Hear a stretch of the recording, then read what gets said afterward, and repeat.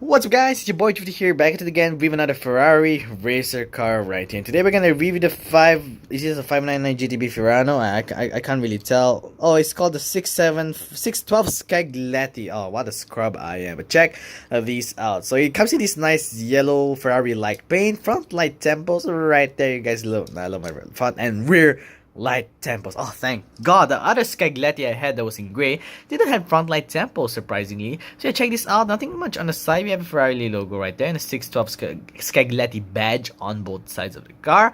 And the rather interesting thing is this particular Ferrari racer doesn't have that red dot in the center. If I were to take another Ferrari racer right here, for example this Enzo, you can see it has a red dot right there, and most Ferrari racer cars are like that, but surprisingly this one don't have it, and it's really cool. It's good that it doesn't have the red dot. That thing's hella annoying. So anyways, this has a sunroof on it, and you can see the interior. You can see it has those special molded wheels rather than being plain. You can see there's like dots on it, dot on it, like racing seats. So that's a really nice detail by Hot Wheels. But yeah, overall it's a rather plain car, but with fun and real light tempos, which is good.